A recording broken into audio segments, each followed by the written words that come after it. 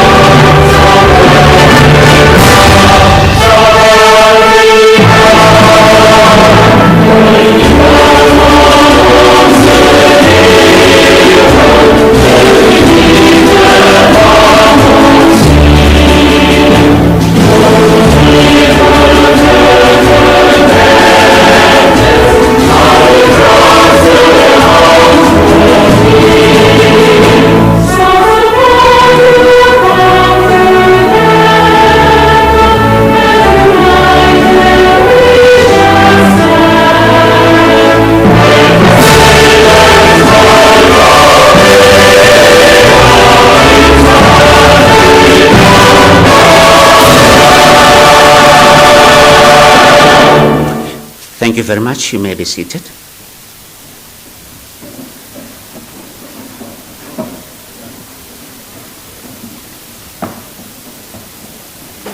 His Excellency President Mbeki, the Minister of Cooperative Governance and Traditional Affairs, Honorable Thabisa, the Principal and Vice Chancellor of Unisa, Professor Linkabula.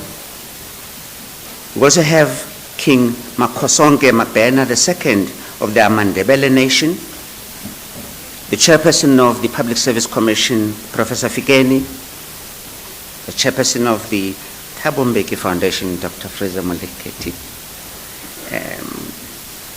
the Sangweni family in its entirety, and friends of the family, the Acting Principal of the National School of Government, Ms. Mkwanazi, distinguished guests, ladies and gentlemen, including the several hundreds who have attended online, greetings and good evening.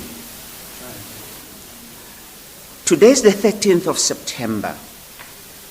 The late Professor Sangweni would have celebrated his 92nd birthday on this very day. It is therefore fitting to reminisce about his life and his contributions towards the ideal of a free, democratic, non-racial and non-sexist South Africa.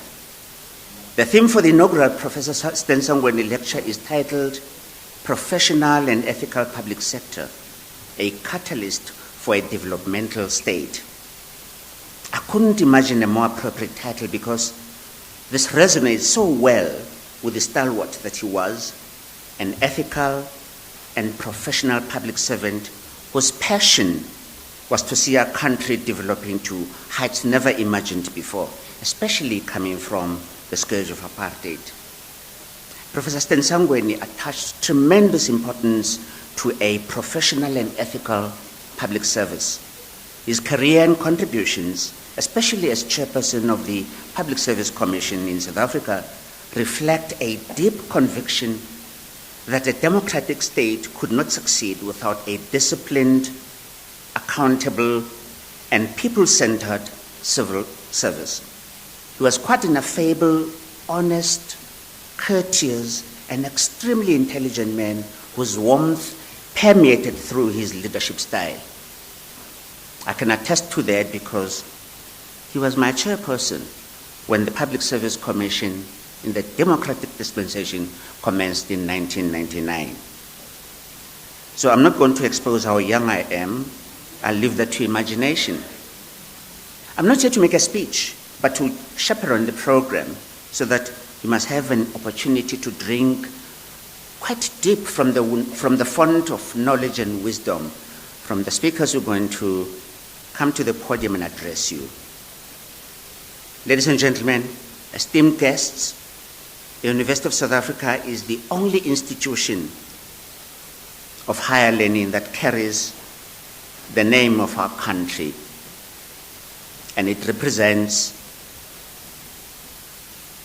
the very spirit of Ubuntu that we all aspire to be able to attain. I'm not going to talk about its name and surname because there's a discourse around surnames that are being, yeah, you know what I'm referring to. But Unisa is proudly South African. Let us invite our host, the Principal and Vice Chancellor of Unisa, Professor Lenkabula, to formally welcome all of us here and of course give us the formal opening remarks. Over to you, Prof. Thank you very much. Give a round of applause.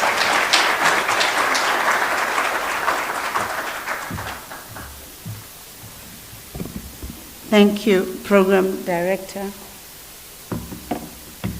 Let me recognize the Program Directors, the Chancellor of the University of Nelson Mandela, Mayor Geraldine Fraser-Moleketi, the former Minister, and yourself, the Resident Commissioner, Gauteng Public Service Commission, Ntate Vusimusi Mabuso. His Excellency, President Mbeki, the University of South Africa Chancellor, we're very honored to have you as our Chancellor. His Excellency, King Makosoke Mabena, King of Amandebele Kingdom, Honorable Nzamo Buthelezi, Minister of Public Service and Administration,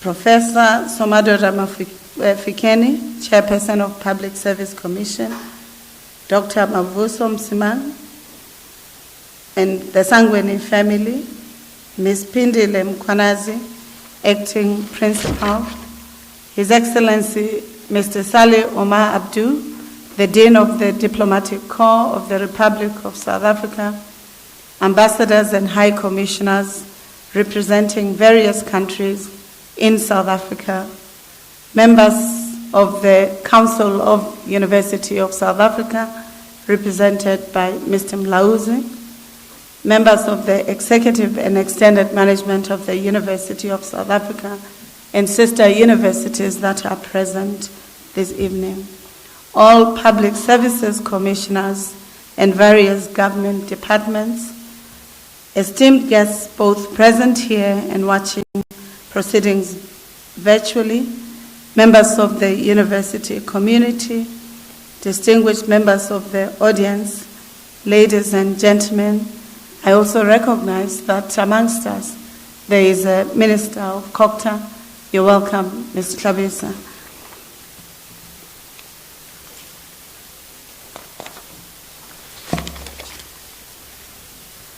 It's a privilege to welcome you to the University of South Africa on behalf of UNISA's epistemic communities who are committed and value this important imperative of being the platform for knowledge, for education, and for the pursuit of higher ideals, the ethical responsibility to ensuring that knowledge is at the center of the imagination of the future, even as we remember the past and the present and grapple with the present. We're quite appreciative that we are hosting and co-hosting this important event with the Public Service Commission and the National School of Government. Welcome back, especially to my predecessor, the former Chancellor of the University of South Africa, Professor Makanya, who now comes to this event as a commissioner at the PSC, as well as Professor Fikeni. We extend special word of welcome and to the extended Sangweni family present amongst us. They've played a pivotal role in the preparations of the event today, not only bearing testament to the gift that they would have shared with their father, with their parent, with their husband, with an uncle for the service of this country.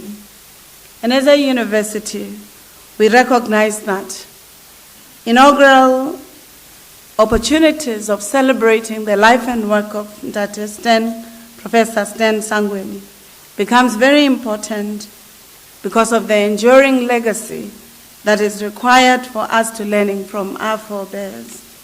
We equally remember the words of a feminist scholar, Audre Lorde, who reminds us that we cannot thrive as society if we don't drink from our own wells and learn, analyze, understand the pitfalls, contradictions, but also the opportunities of being agents in the formulation of the solutions to the contradiction that bedevil our society.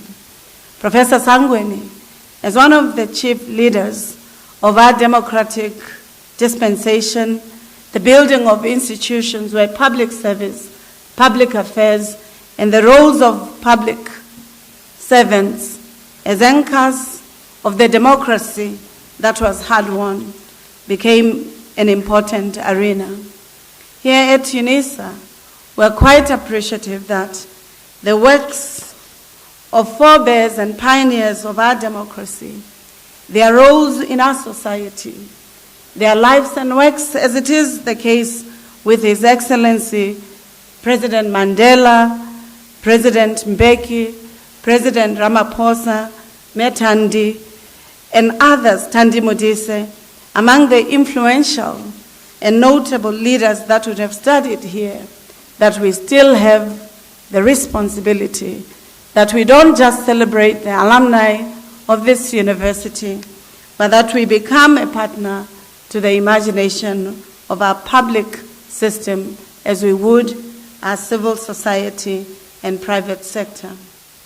Today we remember and honor the son of the soil, Professor Stan Sangweni, and who dedicated his life to the struggle for liberation of our people from the bonds of apartheid and colonialism, who at the dawn of democracy continued to ensure that his legacy, his talents, his aspiration for building strong institutions of this country was affirmed and asserted through the diverse works he would have asserted in his life. I call him the son of the soil because indeed in his life story, which is punctuated with the struggle for land rights by his grandfather, who was a member of the syndicate of 22 natives, which secured the land for the family and future generations at a time when black South Africans were systematically dispossessed of his land, became one of the anchor invitations for him not only to be an important agent for societal change,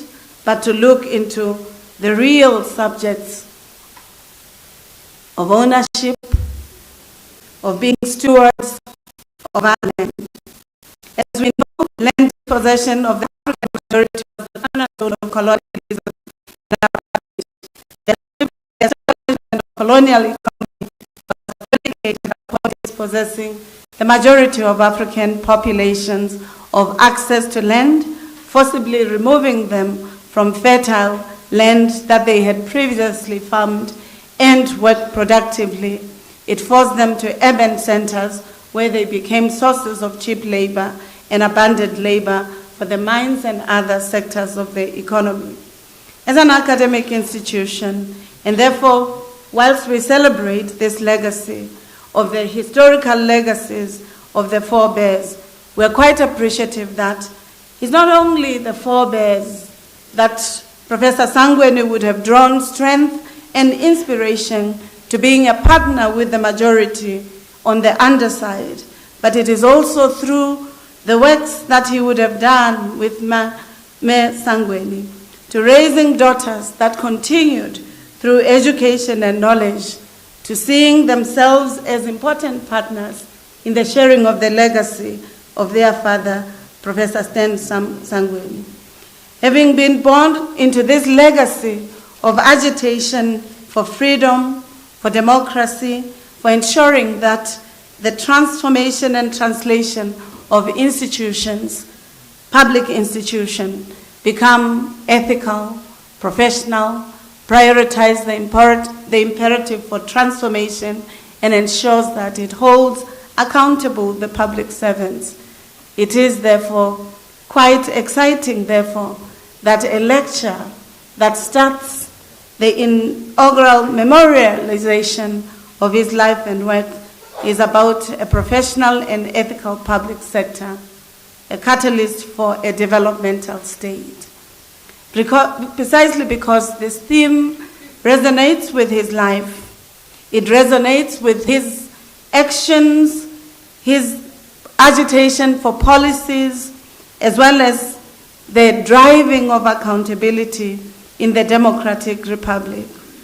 Not only did he play a pivotal role in embedding constitutional values within the framework of public administration, his visionary leadership championed the establishment of professional, ethical, and developmental-oriented public service as an essential component of a capable state. Why is it, and why was it important for him to think about a capable state? Precisely because the apartheid regime did not humanize others. There were some who were not human, and therefore the work that he did was to ensure that the humanizing philosophy within the services of government was the foundation of a more transparent, accountable, and efficient government apparatus. His efforts to promote integrity in the governance were not limited to policy making, but included public and practical initiatives to enhance skills, improve service delivery, foster a sense of duty among the government employees. By supporting the professionalization of the public sector, of also a strengthened statecraft, including the ability for institutions to serving the democracy and to driving socio-economic progress.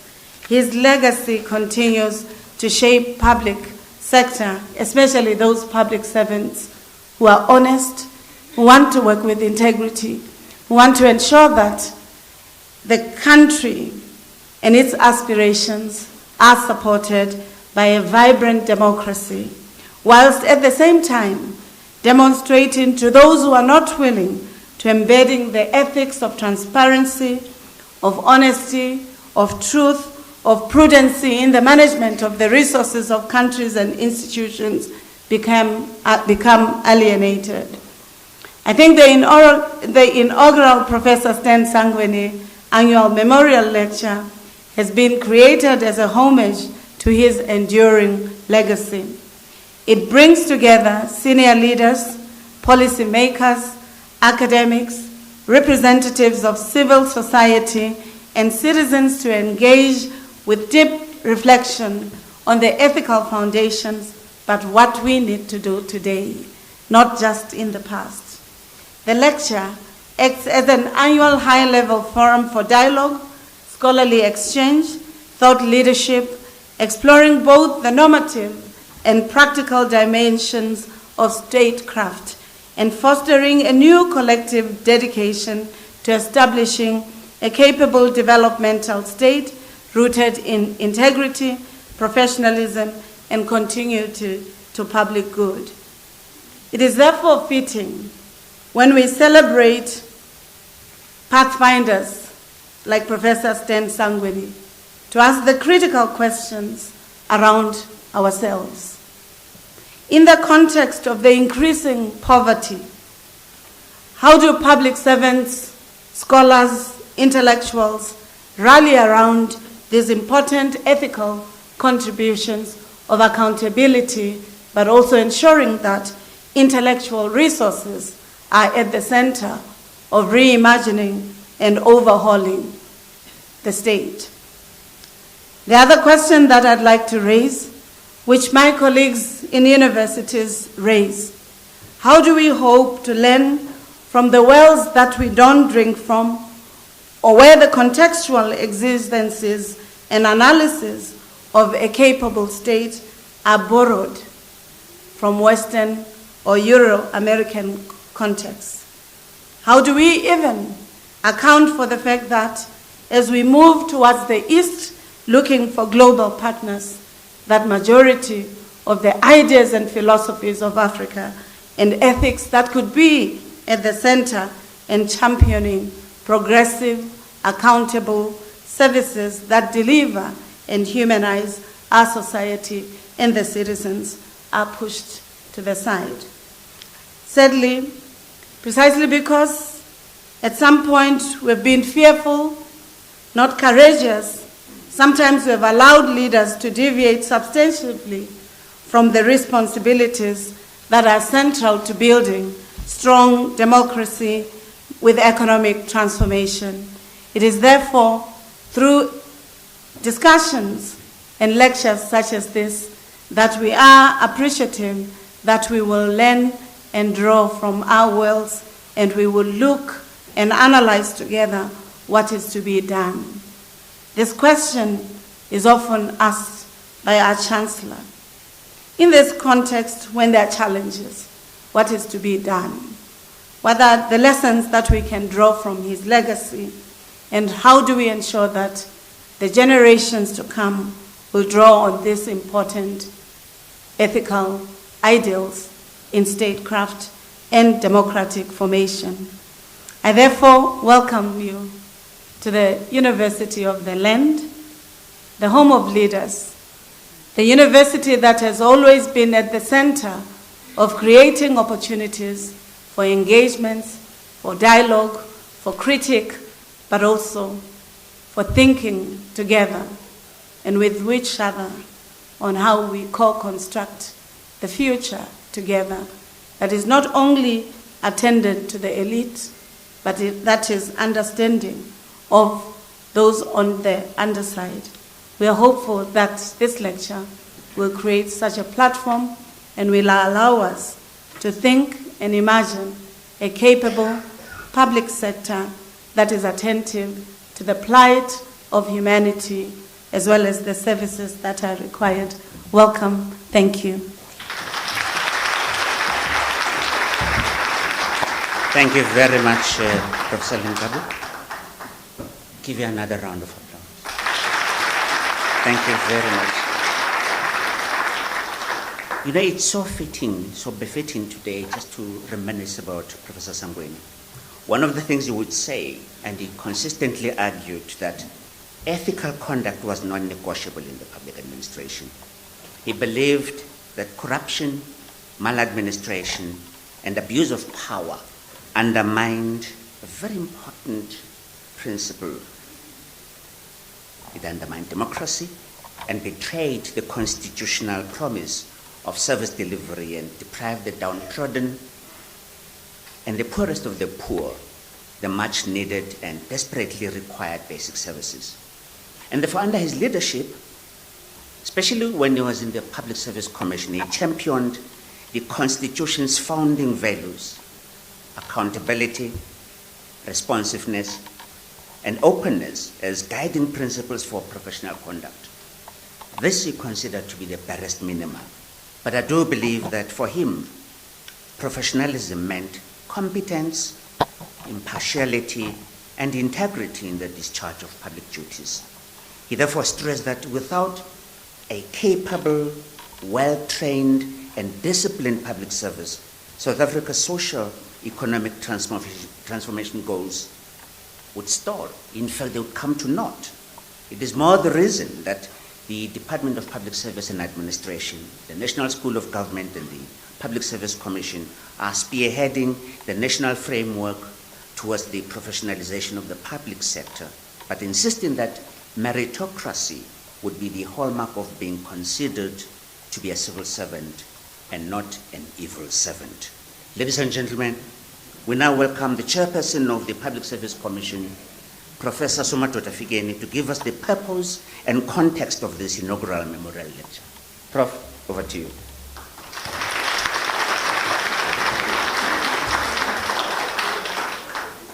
Thank you to our program directors, former Minister Fraser Moleketi and Vusumzi Mavuso, both of whom worked directly with Professor Sangweni.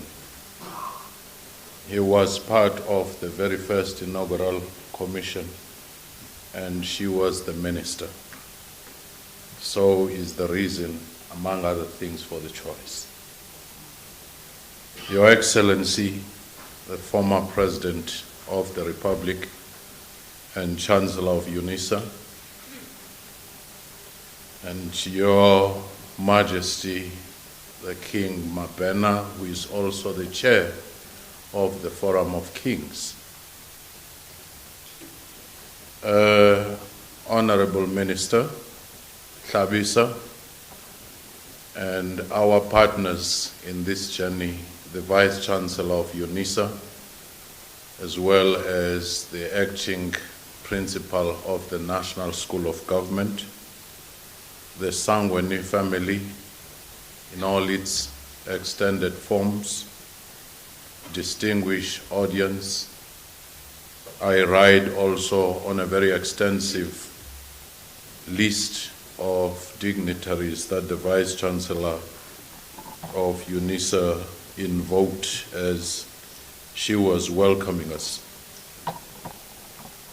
Mine is a very simple task to say, today we've come to launch the very first Professor Stan Sangweni Memorial Lecture, because he was one of our finest public servants who epitomized the very ethics, the very professionalism that we talk about today. Not once did you hear him being in the papers for wrong reasons. He lived that experience, and he was also at the very beginning of the crafting of our public administration. So we've come together as the Public Service Commission, the one he chaired from the very beginning, and also University of South Africa, as well as the National School of Government, working with the family in partnership. We felt that at this time we needed to invoke and immortalize this trailblazer, precisely because of what he symbolized, not only in South Africa, but working for the United Nations, working for different agencies outside and inside the country. He was still the same person. The second point we want to raise: public service is the largest service provider in most countries, and it is the biggest employer. It is only through public service that people feel the success or failure of any state or democracy. And the mistake we often make, we look at economy, we look at youth unemployment, we look at corruption, we look at GBV, and not take a holistic view of saying, if you do not have an ethical, capable developmental state, if you do not have a professional and ethical public service, you can have the best policies, but they won't succeed. On daily basis, when you open a tap and water comes or doesn't come, there's a public servant there. On daily basis, when the police is doing his or her work or is not, is the public service there. When you enter into the customs or you are making submission to SARS, as the SARS commissioner is here, it is the public service. So very often public service is the enabler of everything that we want to be. Whether Dr. Brigalia Bam, we're talking national dialogue or other things, the issue of the capacity of the state ought to be number one, enabler-focused issue.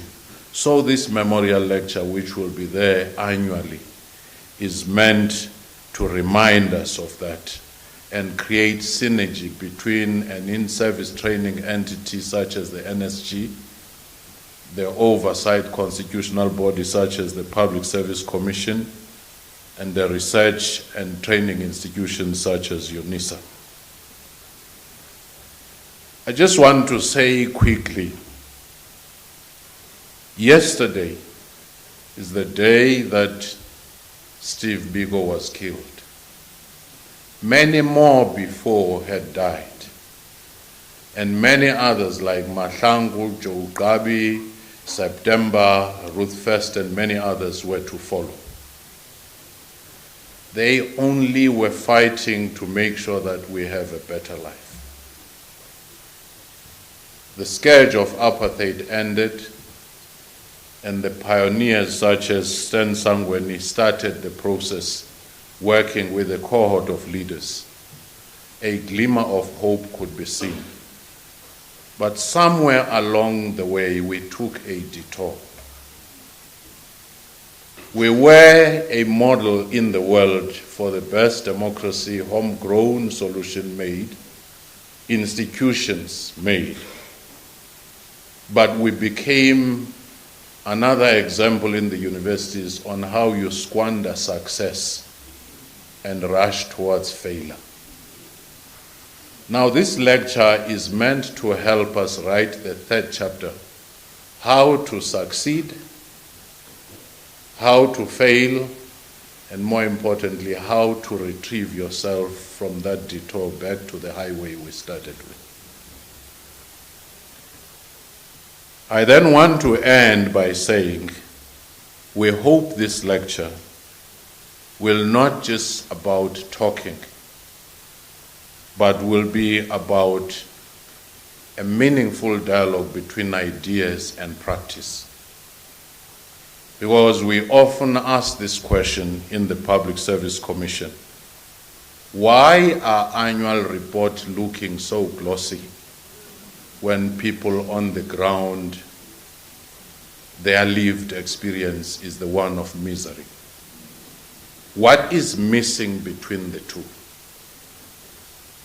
Why at times people will celebrate some of the incremental results, but they are not carrying out the mandate? And why sometimes people will do wrong in so many institutions, different departments, they move from one province to the other and still get promoted? Are we a country where you fail upwards?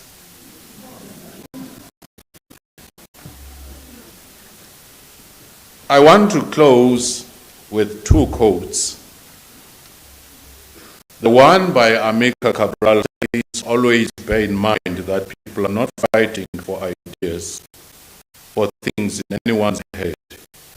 They are fighting to win material benefits, to live better and in peace, to see their lives go forward, to guarantee the future of their children. In the last few months, few years, Professor Sangweni, for some reason, we started having discussions, but there's one that stays in my mind. He quoted as his sight was beginning to fail. He would talk about how it is now difficult for him to see. He was losing sight. He quoted Helen Keller, who said, "The only thing worse than being blind is having sight but no vision." I think this lecture is meant to restore vision to us. We do have the eyesight, but do we have the foresight? Do we have the insight? And more importantly, do we have the heart to do the right thing? Thank you.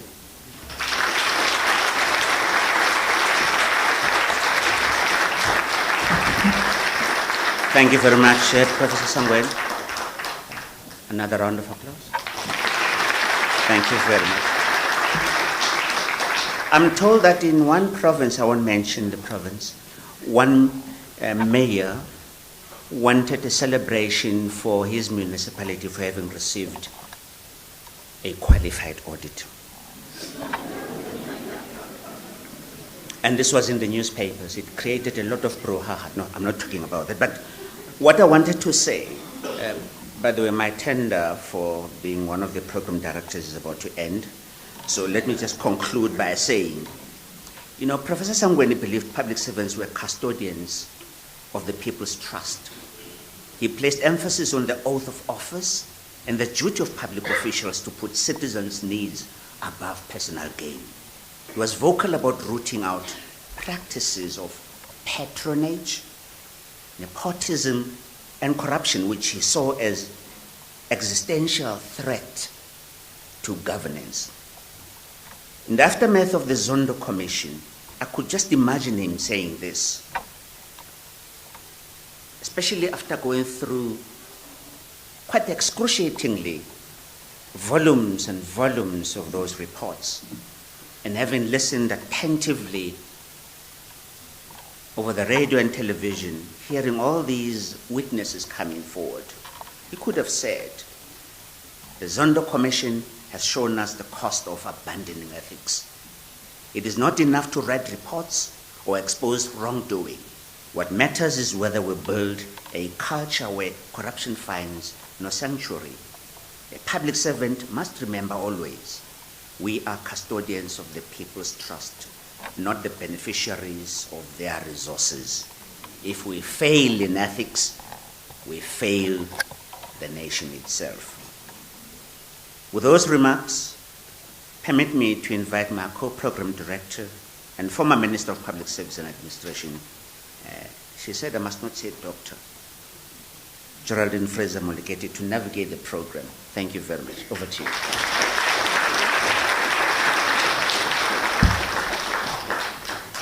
Thank you, Commissioner. It's quite fortuitous that we share this podium this evening, having shared a podium at the time when Prof. Sangweni was in the chair of the Public Service Commission. Good evening, Mr. President. Welcome this evening.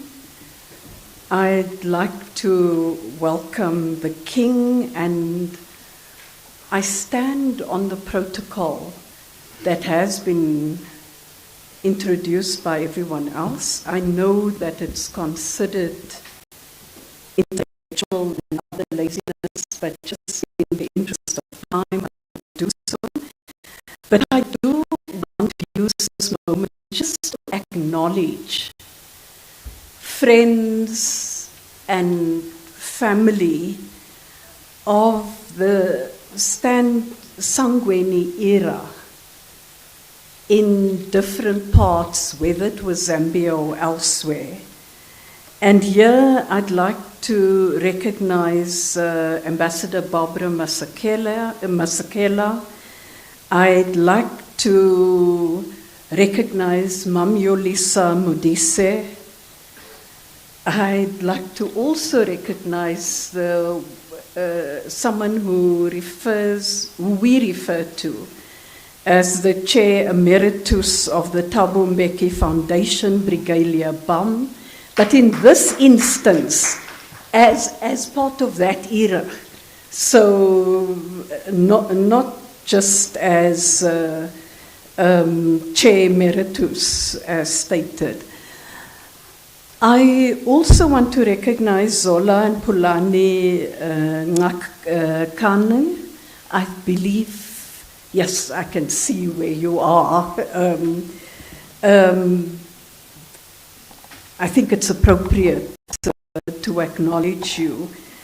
And then there are a number of others, and then there's the bunch of the kids of, and I'm not going to recognize them by name.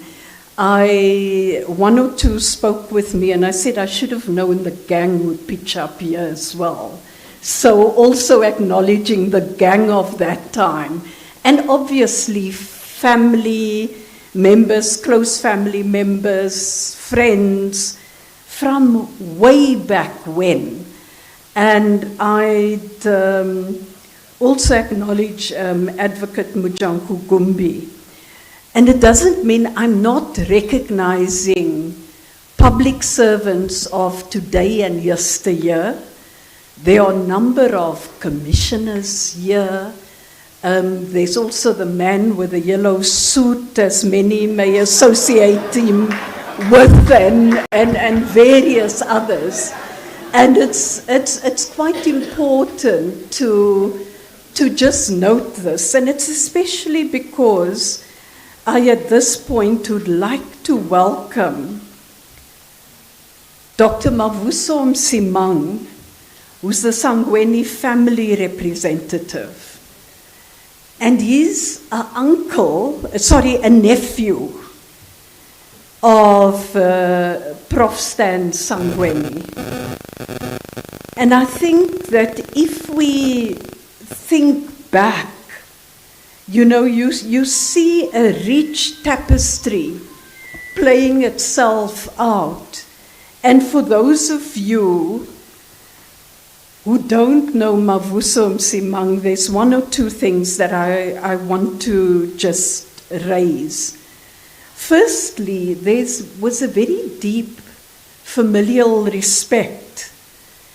And I would say, I'm not going to just talk about the past, but probably a shared disappointment and vigilance, or probably a united front of elderly leaders or stalwarts using their moral authority to warn against corruption and defend the integrity of the public service that they helped to create. I was reminded of a story going back to Lusaka, and Aunt Angela, you were very much present in that story, where in the house, your home, you had President Thabo Mbeki. Well, he wasn't president at that point in time. You had President O.R. Tambo and Mavuso Msimang sitting around the table and debating some of the speeches that were prepared. We also know of the role that you've played, and we couldn't imagine us talking about Prof. Stan Sangweni without mentioning you. And I just want us to recognize that. And I also, Lindy, would like to acknowledge you. I'm not sure if Duma is somewhere in the background. I think it's necessary to recognize both of you, because I know that Comrade Mavuso and others sort of sometimes had you guys kicked out of your room in order that they were able to occupy the space, not least when OR was there now. So a special thank you to the family as a whole.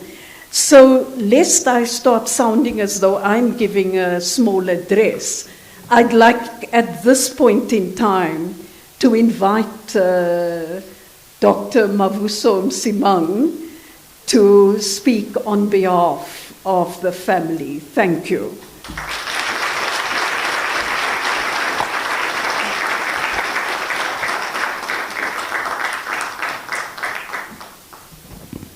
Those years ago, he didn't have extra appendages to help him move across. And he could tell various stories of the skills he had gained at that point in time. Skills that I think he still uses in different ways, yeah? So over to you at this point.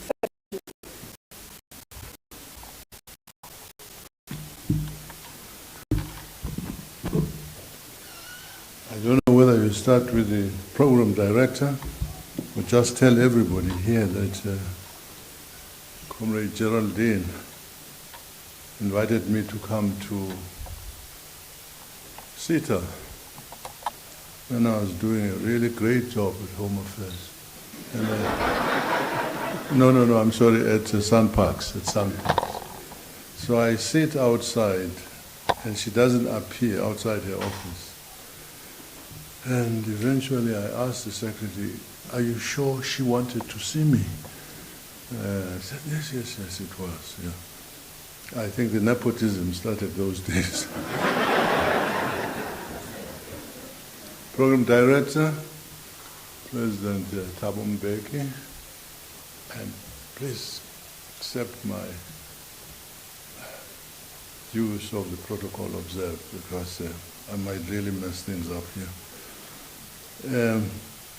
But Chancellor of the University of Unisa and former President of the, sorry, you're the director.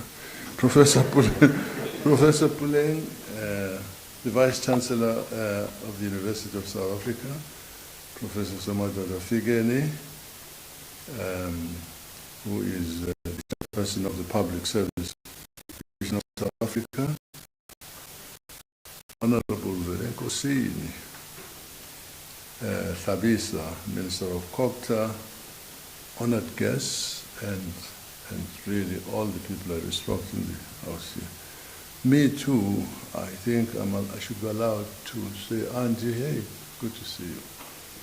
This is Mrs. Sangweni, the person who kept that house going when Malume Sten Sangweni was wandering with the ENCA and all sorts of other things. I would also like to recognize the presence of Tutu Laki and Tutu Kumalo. That's Nivuki. That's right. Uncle Stan grew up in their father's house in Newcastle in Suspense. Two doctors, family doctors.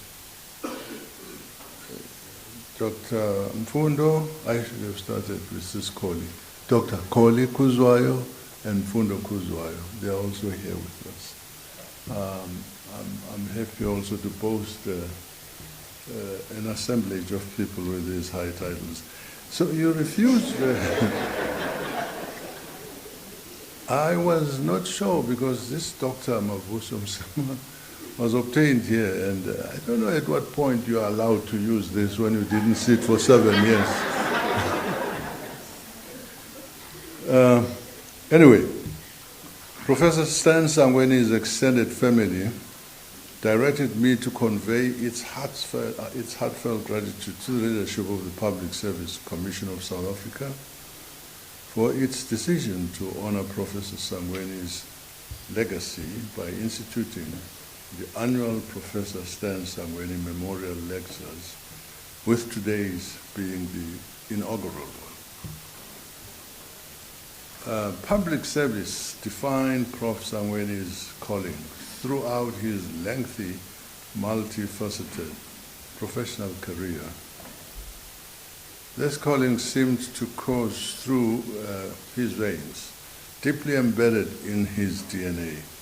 It was his strong belief that the delivery of a proficient and effective public service that is responsive to the needs of citizens required merit-based appointments, a clear definition of roles and responsibilities, training and development, adequate resourcing, accountability and transparency, citizen engagement, and last, and unfortunately, most importantly, it had to be insulated from political interference. I've lifted this out of something that he wrote. So this really was his credo. In an impassioned plea in April 2018 at the memorial service of Dr. Zola Skweyiya, Minister of Public Service and Administration then, Professor Stan Sangweni challenged State President Matamela Cyril Ramaphosa to give urgent attention to the restructuring of a civil service in crisis, 2018. One which saw senior civil servants randomly suspended, often on full pay, for months on end, and if you can believe this, for years sometimes, by clueless ministers. Well, what has come of that plea? In the language of the young people today, it's dololo. The integrity and rectitude that Professor Sangweni expected to characterize the behavior of civil servants was analogous to the high standards he expected from members of his extended family, which revered and held him up as their adored patriarch.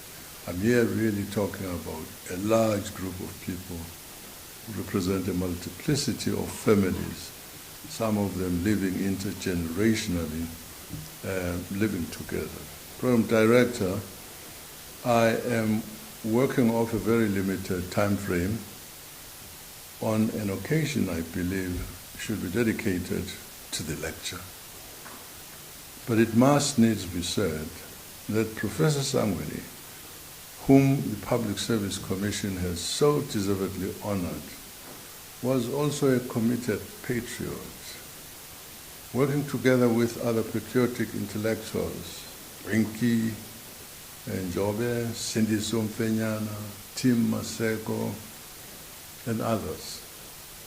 He contributed enormously to the development of the curriculum of the Solomon Mahlangu Freedom College, which was based in Mazimbu, Tanzania, popularly known by its abbreviated name. So MAFCO owes its existence to the generosity of the government of Tanzania for the education of youngsters who fled South Africa in the face of apartheid police brutality during June 16, 1976, during that uprising.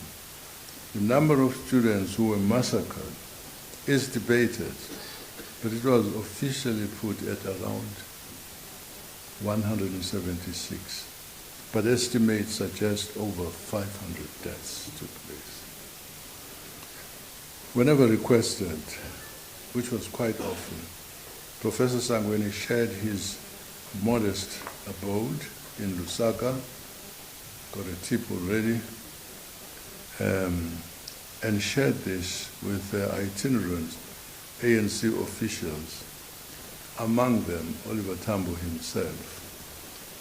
Again, upon request, which he also carried out sensitive assignments for the liberation movement. So it's not always the people who are wearing uniforms or toying who have been deeply involved in risky assignments. I think one of them, and I'm not going to repeat it, almost cost him his job at the United Nations. It was all because he was carrying out, it was on a mission to INC mission.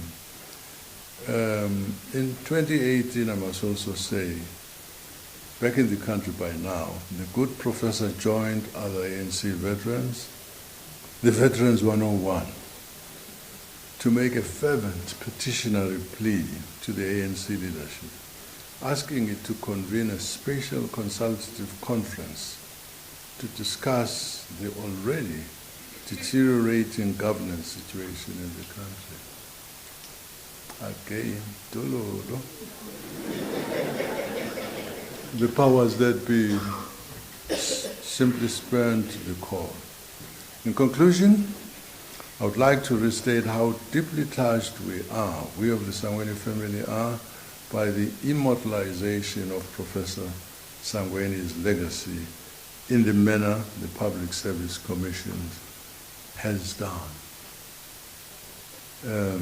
We look forward to the impact these lectures will have in continuing his work and ideas. I finish.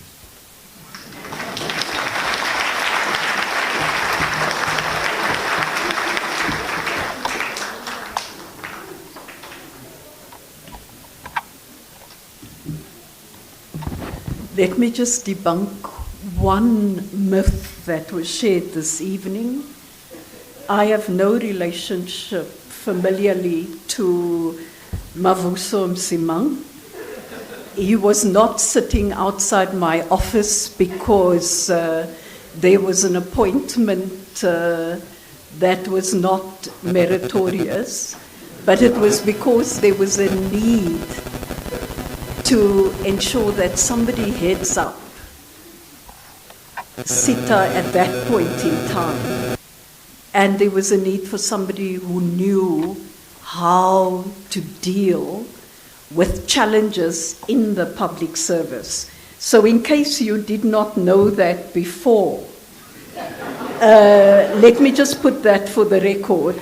I can also, if allowed to go back to the archives, bring out the documentation that supported the appointment. And I do want to say that at that point in time, we were very clear about the professionalization of the public service. There were no dololos. I mean, we're hearing new terminology here tonight and promoting upwards and so on.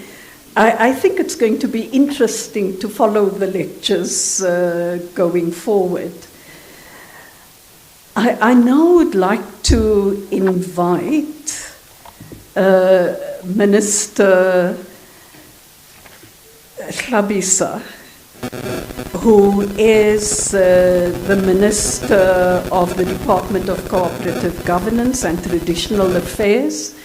I do want to say, Minister, it's actually quite interesting that you are here this evening simply because there was quite a battle in the Public Service Commission at the time, looking at the Constitution, and it was Section 197, if I'm not mistaken, that talks about a single public service and talks about national and provincial coverage and not local government. And there was a huge debate had at that point in time when Prof. Sangweni and others said, well, since it's a single public service, it should also cover local government. So we're quite honored to have you here this evening. Over to you. Thank you.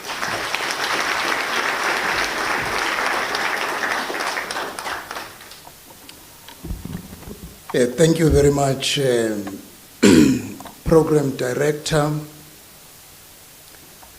Greetings, Your Excellency, the former President of the Republic of South Africa, Your Majesty,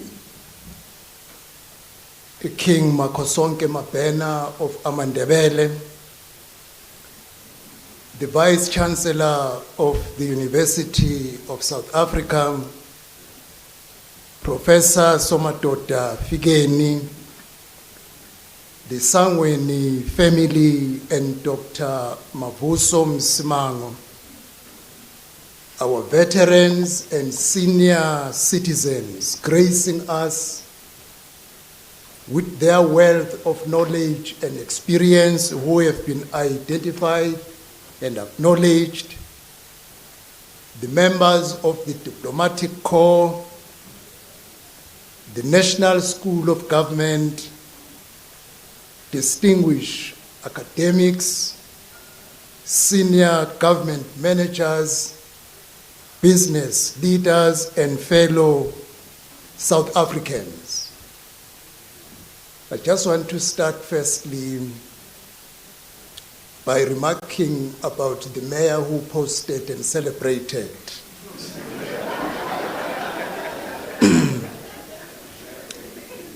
the qualified audit outcomes.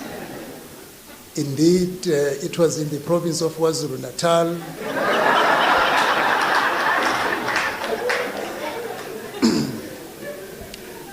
And when I saw the posting, because I had the number of the mayor, I quickly called him. And I said, please remove what you have posted. And then he said, it is a celebration. I have been with a disclaimer for 5 years. I said, no matter what you say, but it is below what you can celebrate.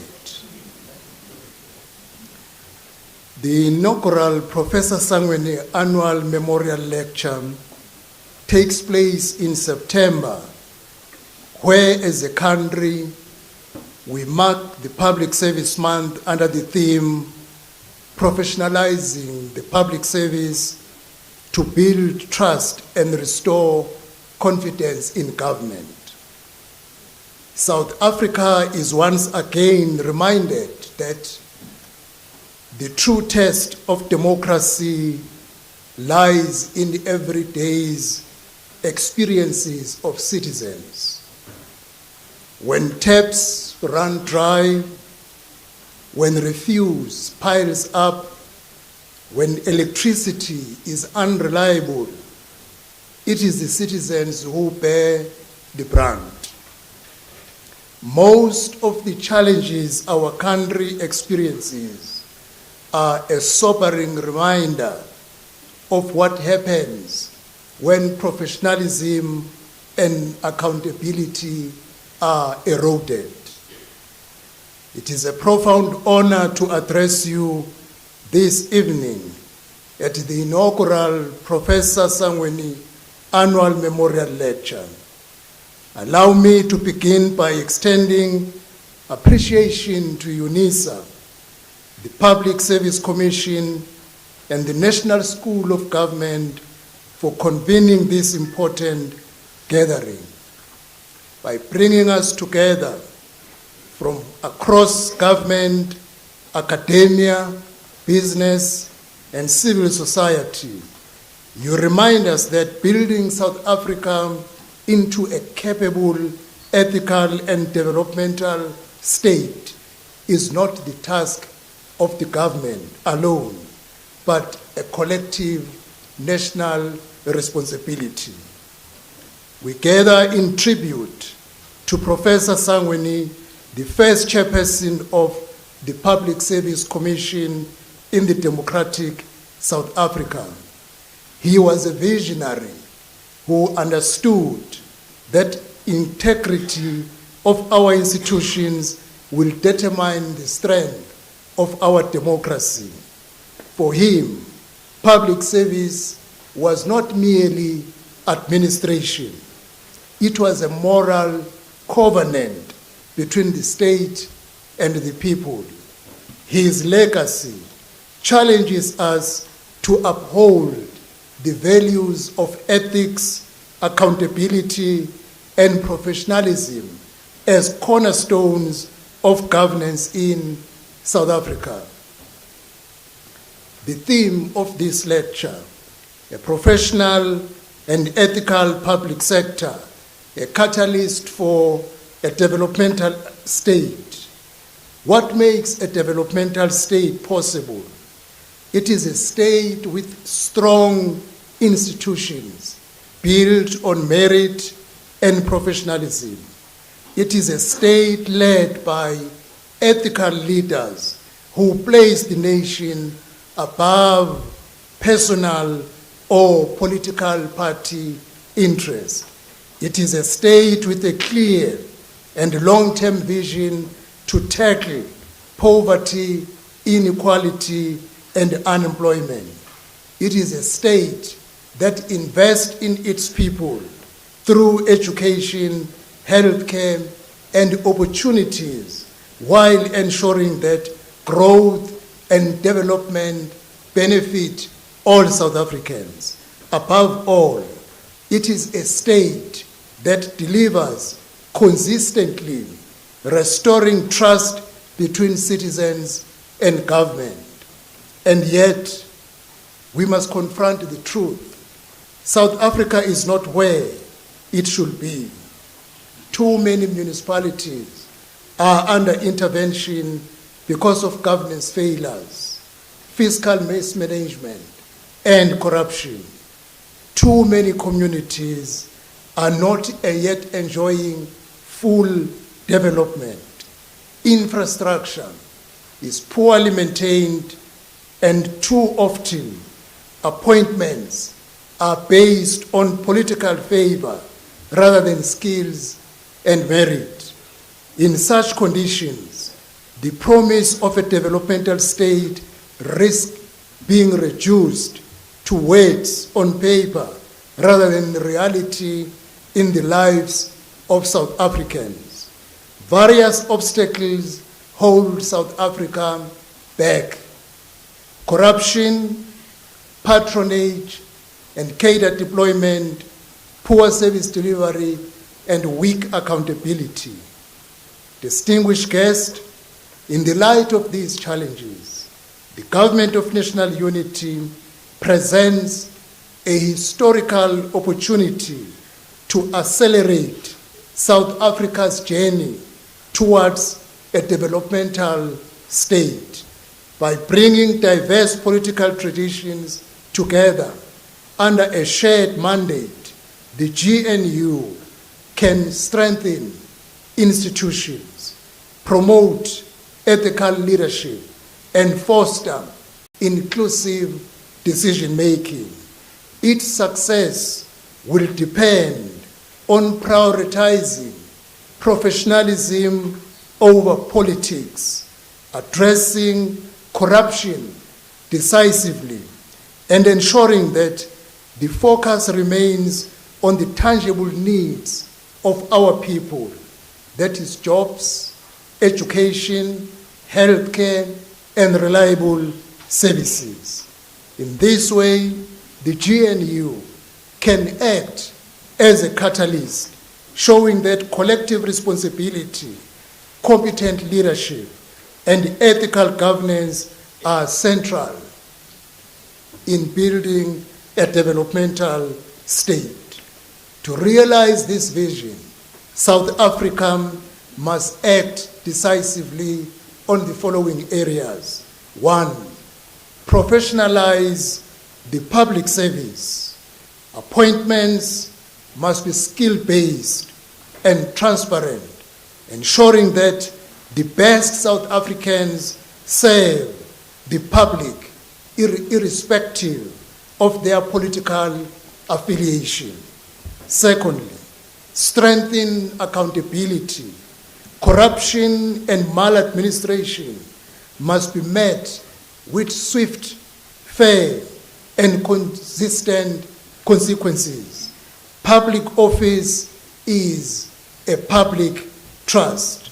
And thirdly, local government capacity.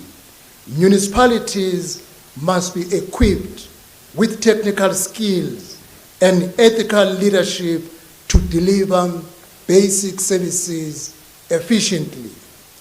Councillors serving as mayors, speakers, and EXCO members must meet certain minimum competencies in order to be able to read and understand the annual financial statements, the audit outcome, the AG's report, and the recovery method, and also able to plan for the next 10 years of a municipality. If councillors that are deployed to lead our municipalities do not meet certain minimum basic competencies, we will not be able to turn things around. And fourthly, the government must invest on human development in education, healthcare, and social protection must remain at the center of our developmental agenda. And lastly, fifthly, rebuild public trust. Citizens must see tangible improvements in their daily lives through reliable service delivery and responsive government. Professor Sangweni often reminds us that ethics without competence is insufficient, and competence without ethics is dangerous. These two pillars must stand together if our public service and indeed our GNU is to succeed in building a developmental state. This lecture is not only a memorial, it is a national call to action. It reminds us that government exists to serve with humility, integrity, and accountability, guided always by the principle of Batupile, putting people first. This lecture challenges us as public servants to not only acknowledge the shortcomings, but also to recommit to action. This lecture is a call to renew our social compact with the people, to ensure that every public servant sees public service not as a job, but as a sacred duty to our communities.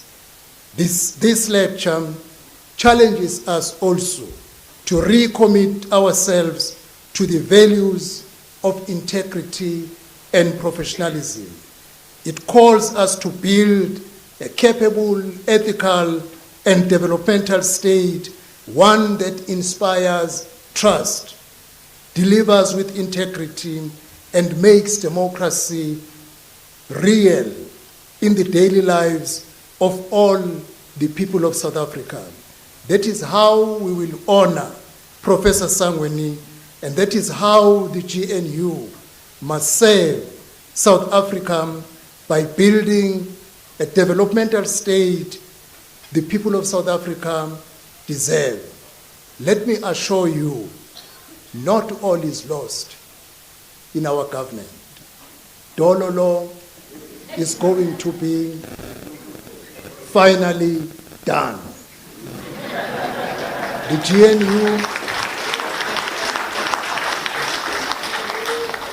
GNU is stabilizing, and we are going to face the challenges confronting our country. Thank you, Program Director.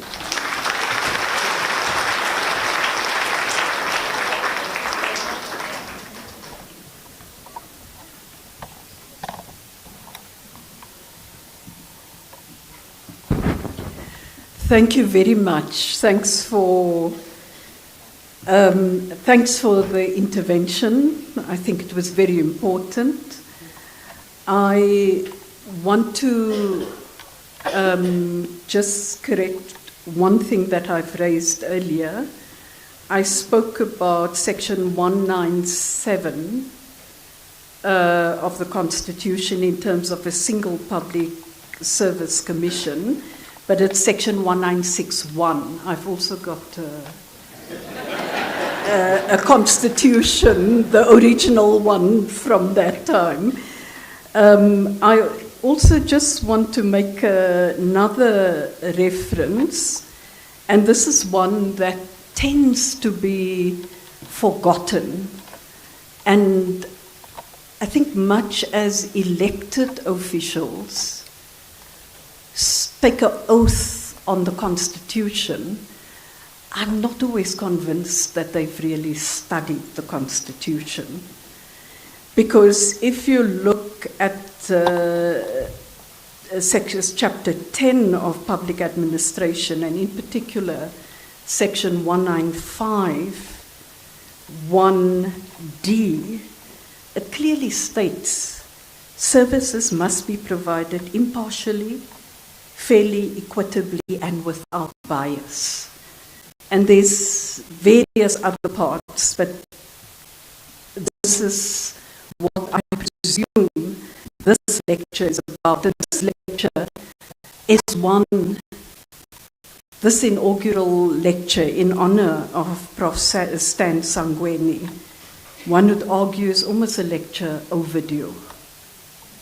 It's one that clearly recognizes him, and there's a lot one can say, but there's not time tonight.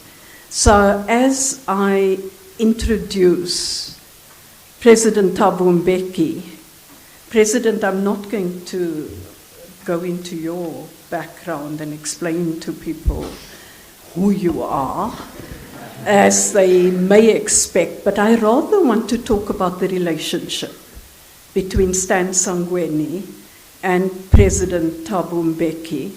And I want to reflect on statecraft and say that this relationship on statecraft was defining and yet understated. It was a partnership in our new democracy, in the building of our democracy. And it was not a partnership built on public pronouncements, but rather a deep alignment. And one could almost argue ideological, because I believe in 1974, Mavuso, you made the required introductions, and I'm not going to go into that story. They must actually read the book to get to that. But in an alignment of the architecture of the state that was cemented through the respective roles. And we've heard a lot around this. So President Mbeki was the architect. He drew the grand plans for a modern, capable African developmental state that could take its place in the world. And Prof. Stan Sangweni was tasked as part of the team ensuring that the foundations, that is the public service, were strong enough. The materials, if I can use that analogy, civil servants, were of sufficient quality, and the construction, the standards, ethics and efficiency were high enough to realize the architect's vision. So I thought that I'd use that instead in this introduction, and I'd like to welcome you at this point to deliver this inaugural Stan Sangweni Memorial Lecture. Let's give President Mbeki a round of applause.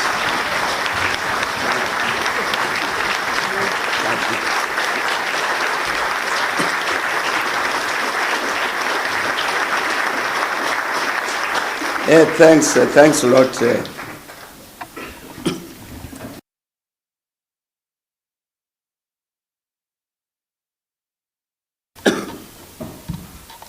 And Professor Somato Rafigeni, Chairperson of the Public Service Commission, Your Majesty, Makosonga Mabena, Minister, SABC, Pindile, Kwanazi,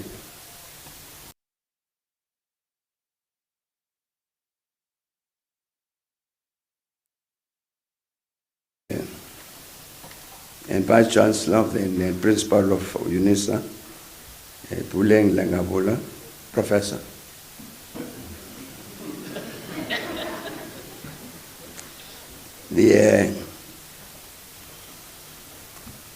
I think I need to stop there in terms of the acknowledgements, largely because there are so many distinguished people who are here today.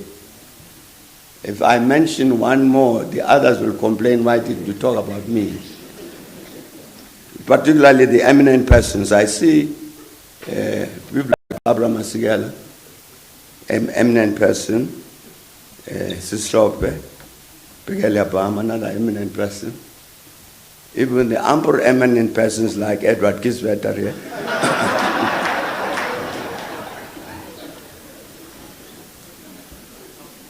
So many, many eminent persons. I'm very, very glad indeed that all of us have come to pay tribute to Stan Sangweni.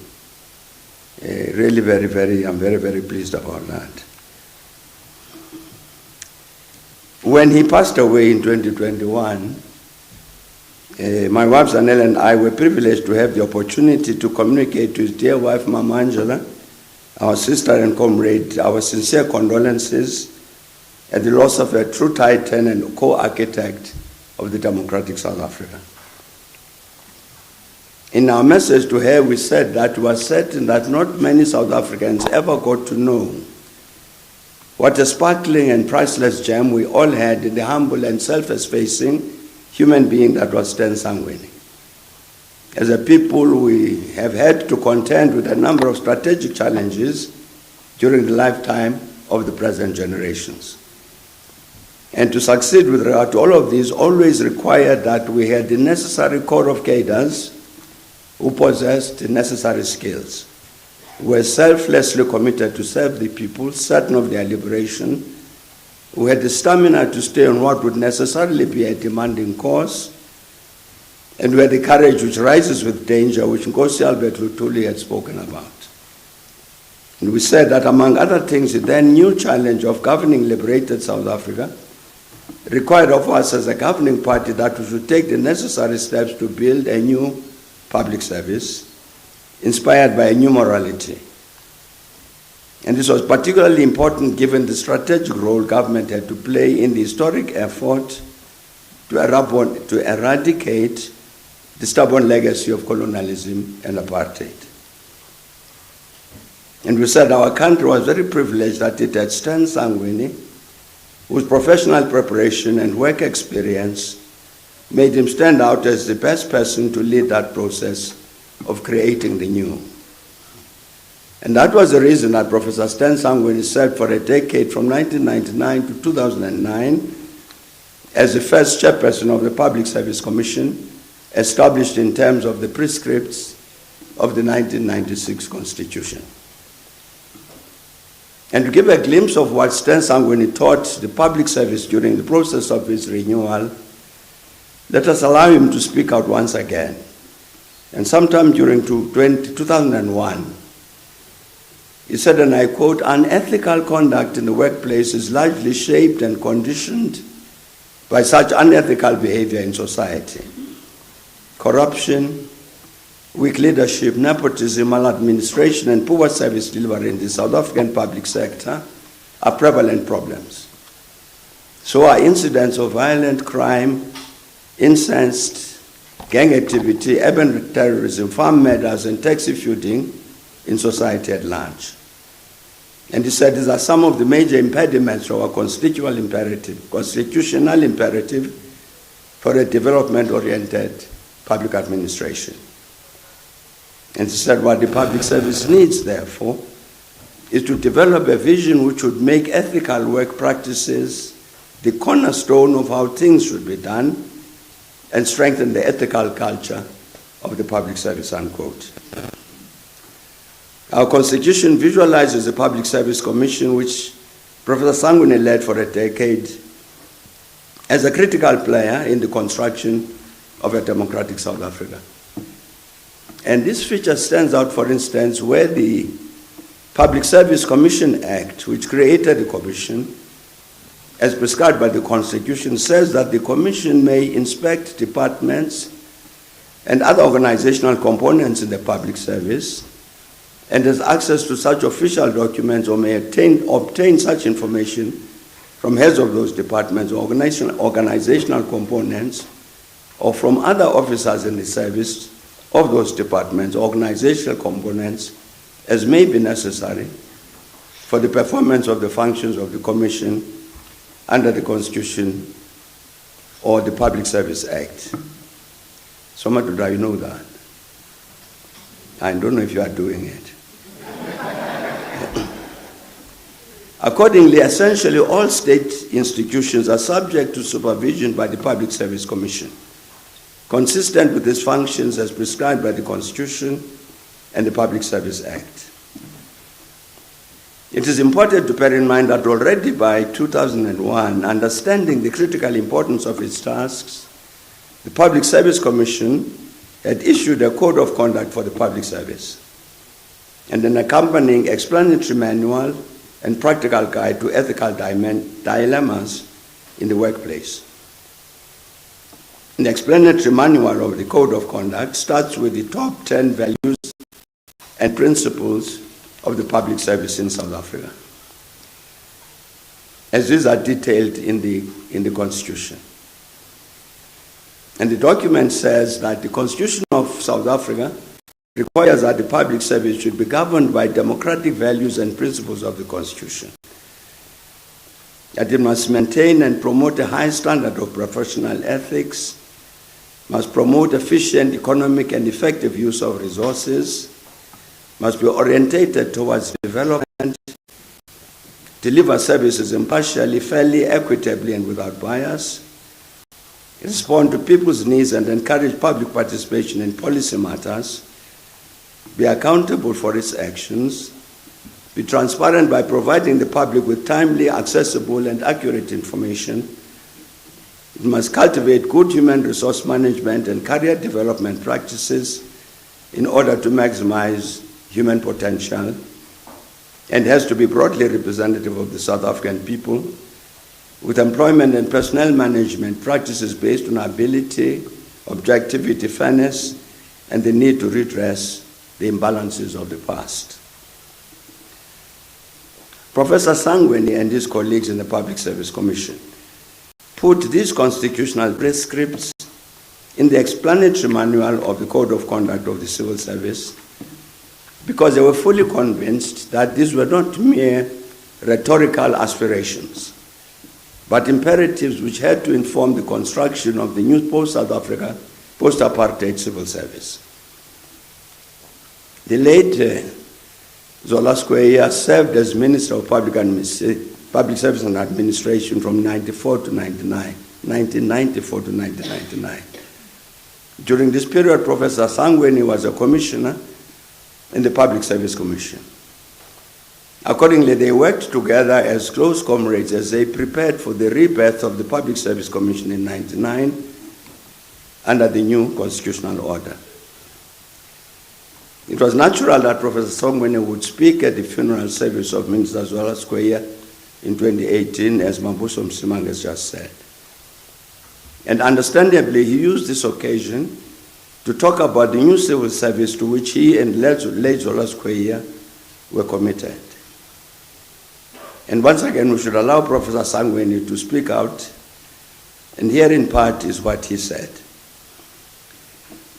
He said, I'd like to propose that the best tribute we can pay to Comrade Zola is a commitment on our part that will pursue all of the wonderful things that he left with us, ensuring that they are done. Not Tololo, but they are done. He said, I looked at the ugly sins of our people in the Northwest, telling it in very painful terms that service delivery had not impacted on us. But even more painful, he said, the visuals showed the faces of the people, including the faces of young boys, with bullet wounds on their faces, bullets from the guns of the police. That is not a sight our Comrade Zola would have liked to see. That is not a sight he would have liked to see after he had given us the flagship of service delivery, but to build. It has not yet taken place in our ground, he said, but it is a legacy that is going to live with us for years and years. Addressing President Ramaphosa, he said, Mr. President, You raised the question very pointedly. Why is it that our civil service is not embracing the Batupili policy? And that should not be asked of our civil servants, he said. It should be asked of your minister, Minister SABC. It should be asked of the executive. Because it is the ministers who should create the environment in which this policy can be implemented. It's not a slogan.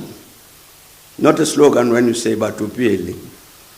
It is a statement, a philosophy, a statement of how public service should be.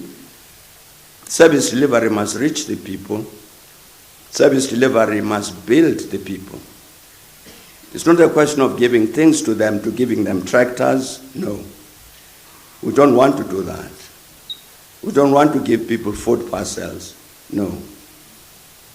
He said, Comrades, I wanted our people to be nurtured so that they could raise the means whereby they could buy the food. And when you say, Mr. President, he said to President Maposa, we will be visiting. This is what you say. We'll be visiting the department so that we can talk to the leadership. I asked myself, he said, what leadership will the president find? I know you are targeting the directors general. He said, Mr. President, I'm afraid to tell you, those directors general are not leaders. Not because they're a bunch of people who don't know what they are doing, because they do not have the environment. These are CEOs of a big environment establishment, the government. The DGs are as big as CEOs, but they have not been treated as CEOs. They are messengers. In your previous life as a trade unionist, Mr. President, you remember the terms busboy and spanner boy. That is what our civil servants are, what our DGs are. We should restore their dignity and the dignity of the institution that was designated in the Constitution. And he said, I must applaud you, Mr. President, for the wonderful step you have taken to look for ways and means of bringing investment into our country. But I want to say, Mr. President, the success of that project will not depend only on the ministers. But that mega project will ride on the back of your civil servants, as Minister Tlhabisa said, a civil service led by capable DGs, a civil service led by DGs who are respected, who are given contracts, not 5-year contracts. Give your DGs tenure, Mr. President, so that they have time to sit and actually dig themselves into the job and make forecasts of what is going to happen. That was at the funeral of Zola Square. Professor Sangweni had spoken earlier in October 2004 to encourage better understanding of the challenging role and place of the Director General. And during an address at a conference on strengthening oversight, ability and effectiveness of the legislatures, he had said that the Weberian model of politicians decide, officials carry out, belies the complex environment and the many complexities that the Director General faces. While Directors General role have been variously described as the interface, the buffer, the technician, and the specialist, what is clear is that this position is inescapably caught between the partisan political world of the minister and the national, impartial, scientific world of the public service. This is exacerbated by a demanding environment with competing interests and overlapping of accountabilities. The pace of change in the public sector has been so vast and profound that very few people outside the public sector yet realize the depth of these changes. And he said there is a myriad of stakeholders to whom they must account to. They must look upwards to their political superiors, laterally to their administrative peers, and downwards to their departmental subordinates. And this does not even take into account the independent statutory bodies they have to account to, such as the Auditor General and the Public Service Commission. And he said as new ministers and new Directors General are appointed, there needs to be clear guidelines and orientation to assist each to understand their respective roles.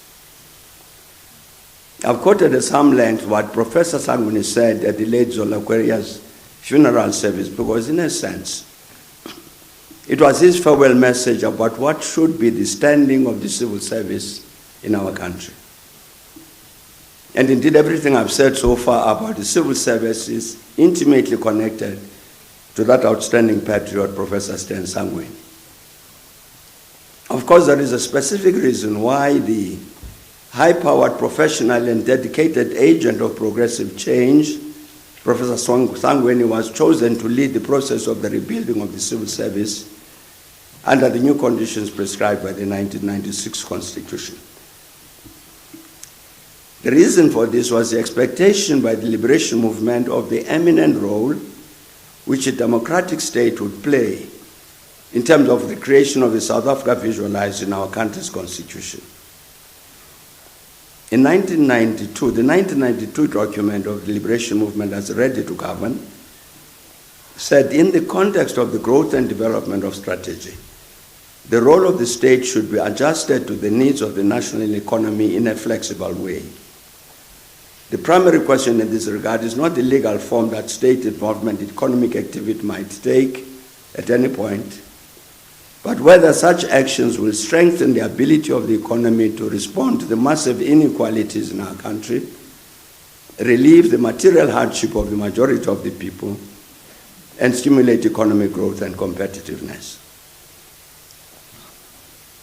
In 1994, the basic guide to the Reconstruction and Development Program said, to rebuild our economy, we need the government to play a leading role in promoting reconstruction and development. And in 1996, 2 years later, the ANC issued a discussion document entitled The State and Social Transformation. And it said that the most important current defining feature of the South African democratic state is that it champions the aspirations of the majority who have been disadvantaged by the many decades of undemocratic rule. Its primary task is to work for the emancipation of the black majority, the working people, the urban poor, the rural poor, the women, the youth, and people with disabilities. It is a task of this democratic state to champion the cause of these people in such a way that the most basic aspirations of this majority assumes the status of hegemony, which informs and guides policy and practice of all the institutions of government and the state. And it said, however, there is a need to recognize that the South African democratic state also has a responsibility to attend to the concerns of the rest of the population, which is not necessarily part of the majority defined above.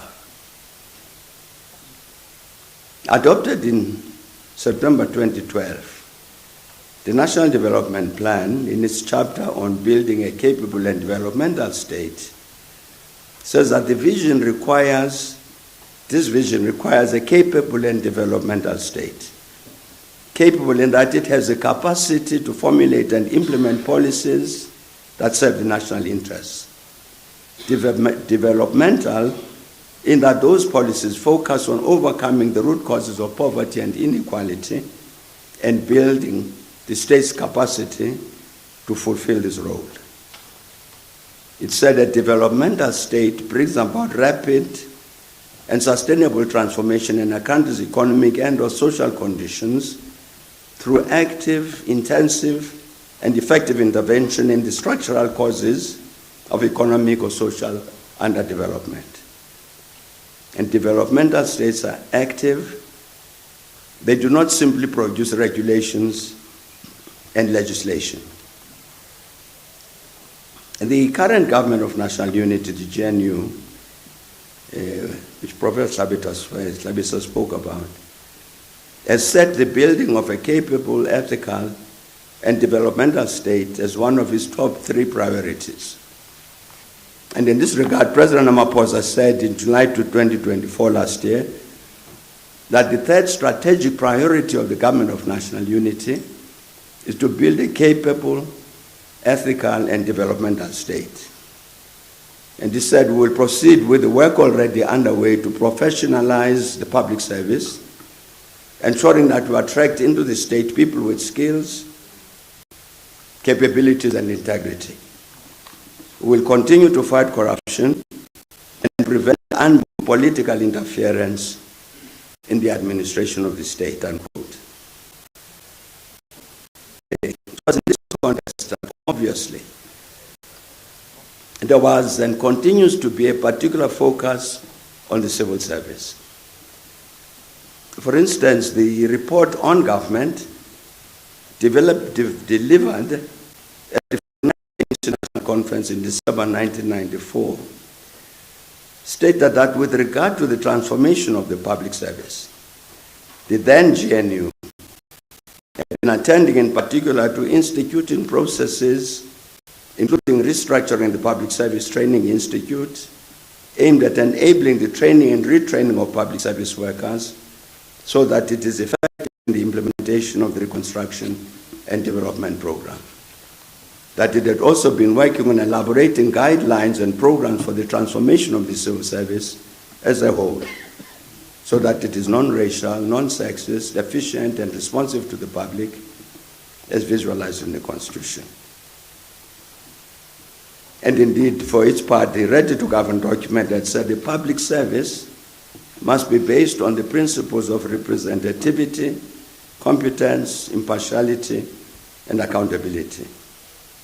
And for the first time, we envisage a public service that is drawn from and serves the interests of the public as a whole.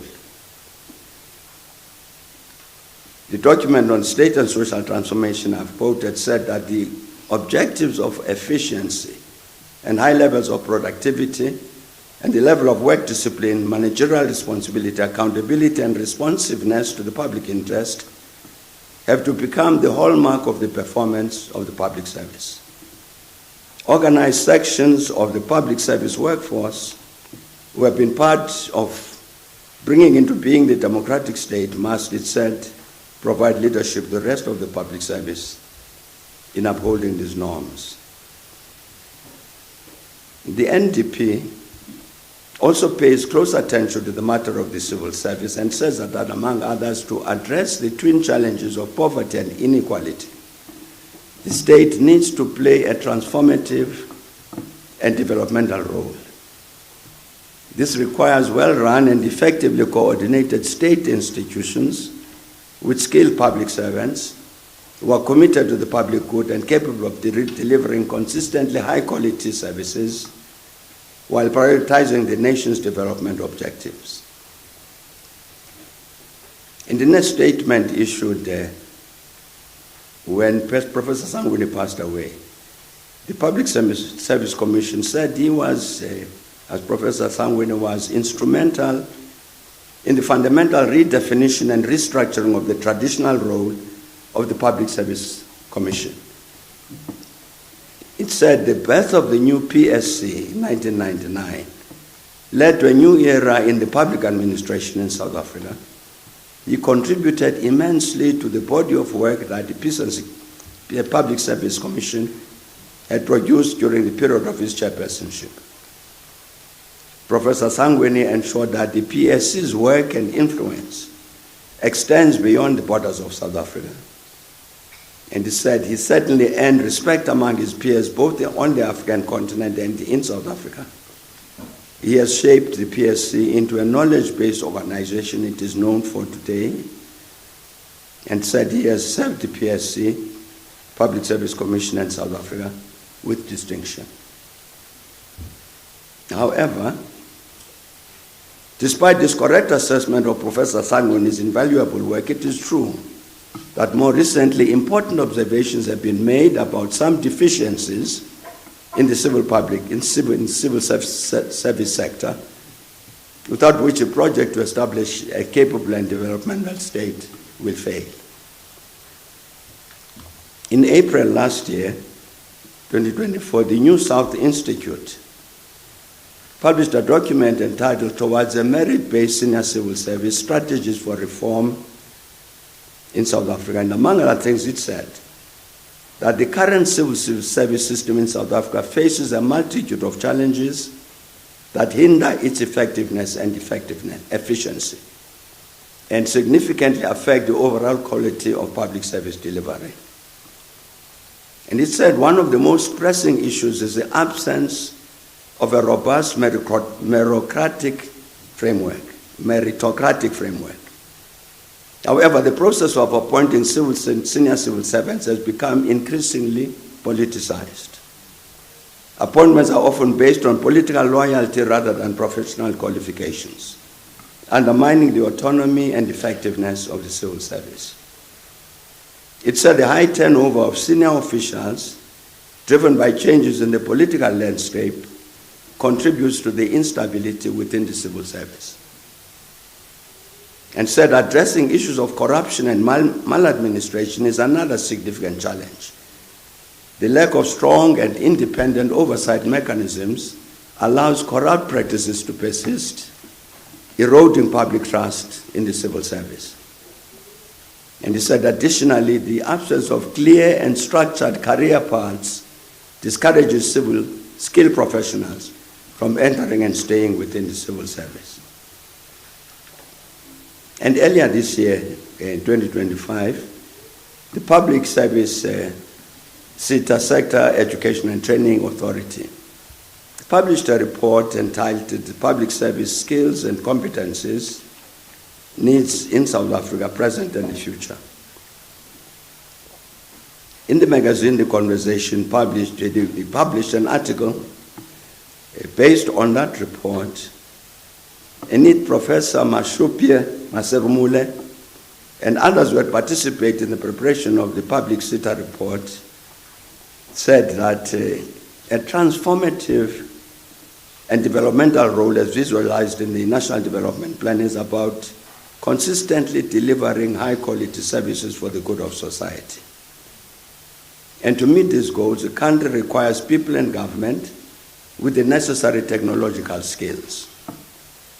A lesson that has emerged is that technology skills are not simply a trend, but a means to manage public affairs more effectively. Examples of areas they are used in include big data, artificial intelligence, and robotics.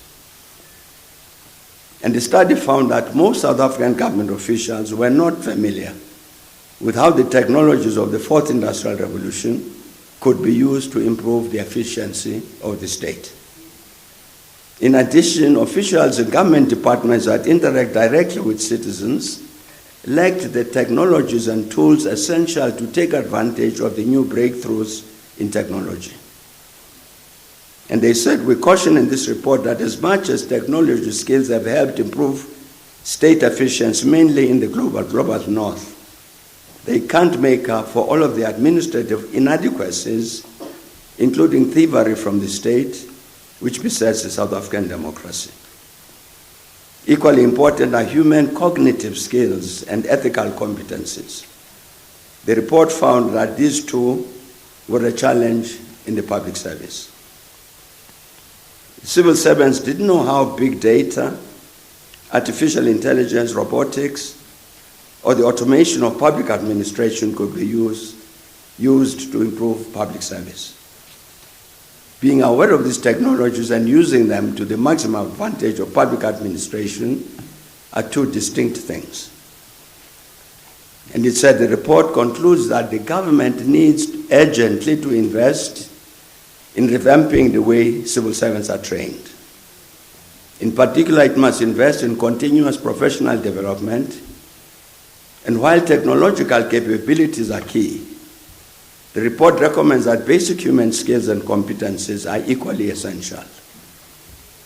And to achieve this will require the development of a dynamic human resource system.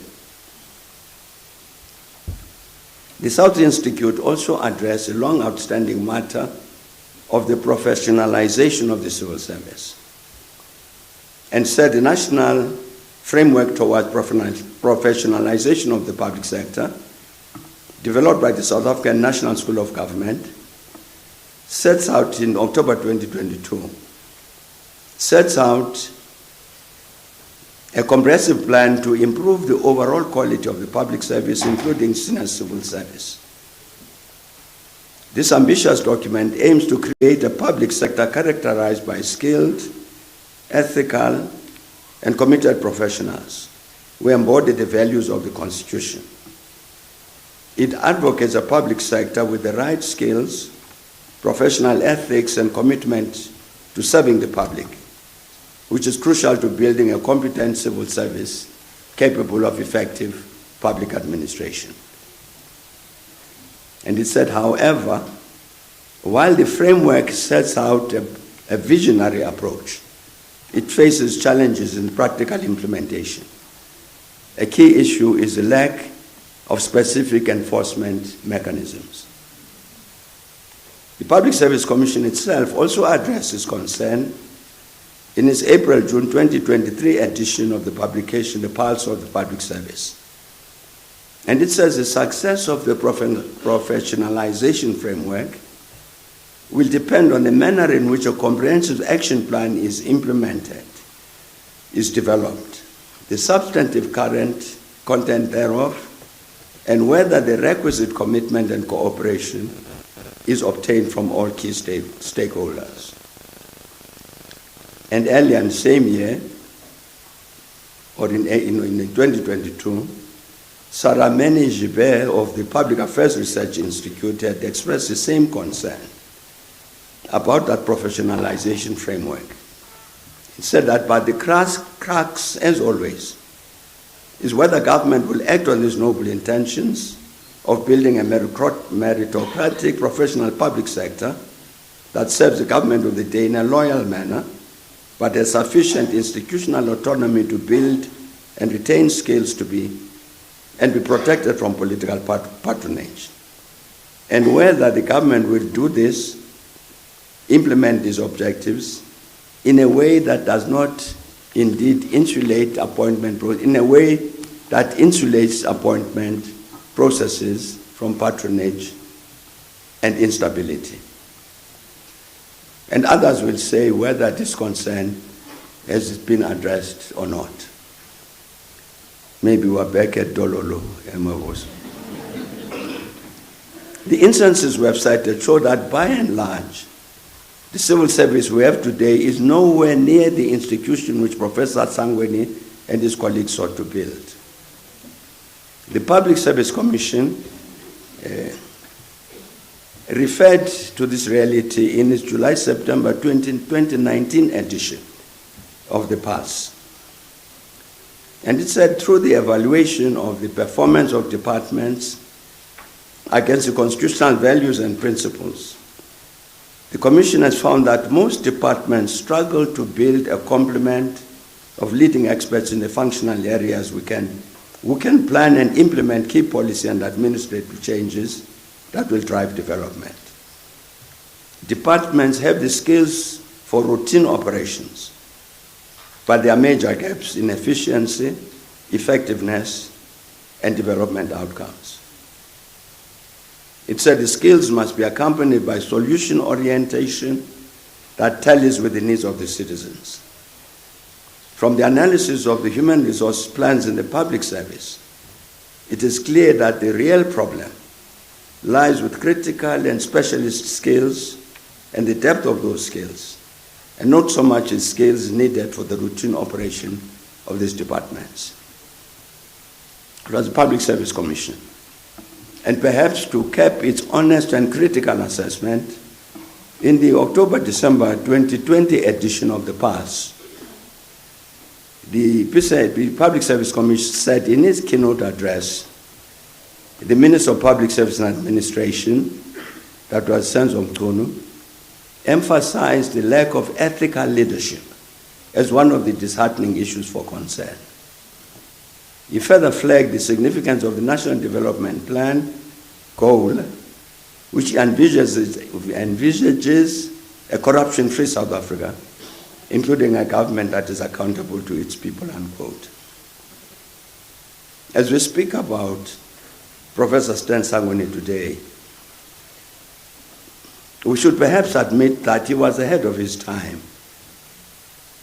and commit ourselves to help rescue the magnificent edifice he worked with passionate intensity to construct.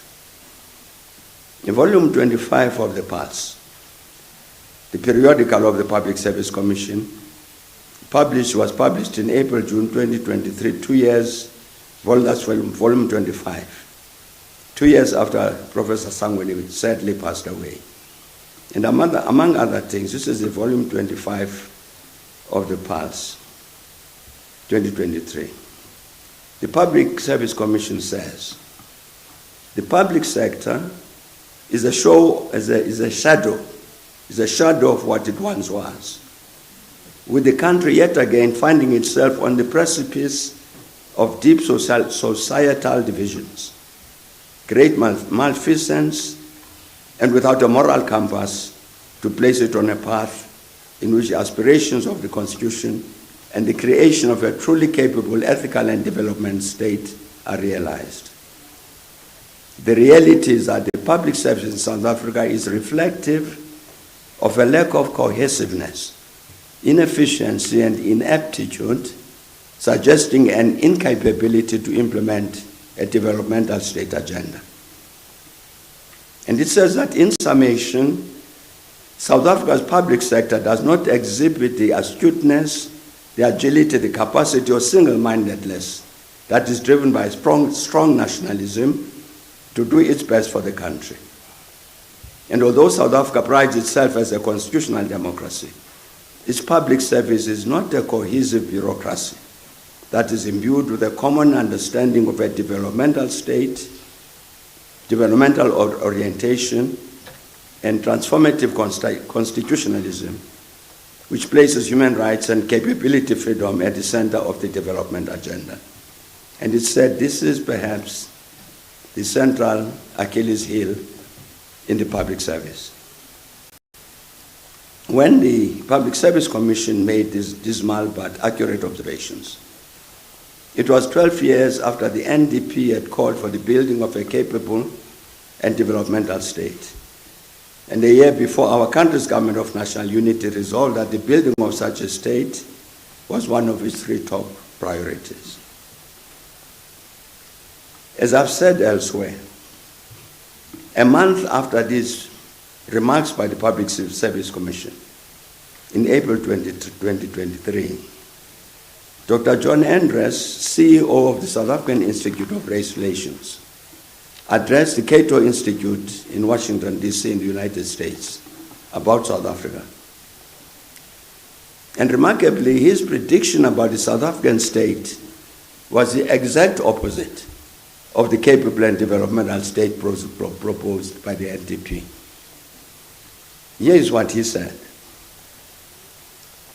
He said a state could be receding in terms of its capabilities even while its aspirations remain ambitious. This is the 3rd stage that South Africa is now transitioning into, although not many have yet realized it. We call this kind of a state the emasculated state. Its declining capabilities mean that it is unable to implement its plans. As the state becomes less and less capable, it is being increasingly bypassed by the private actors. This process has been underway for a considerable time already. Those who can afford it rely on private health care and schooling of a quality far higher than provided by the state. In the absence of reliable electricity from the state-owned utility, those who can afford it install solar power on their rooftops. In urban areas, residents' associations are fixing potholes, while in rural areas, farmers do the same. Civil society organizations like Solidarity are building technical schools and universities. Trash recyclers control traffic intersection when the lights are out. Large corporations provide security along freight rail corridors, while mining companies build clinics and provide housing and water near the mines. And he said this is where South Africa's greatest opportunity for the future is to be found, in its innovative and resilient private sector and civil society, which are solving problems in the growing absence of the state and doing so successfully. And he says in years to come, South Africa may well become a case study of how private initiative succeeds where the state fails. And in future, South Africa could end up with an enabling, compact, or a lean state, which cooperates with non-state actors instead of trying to stifle their efforts, with valuable lessons even for the developed world, unquote.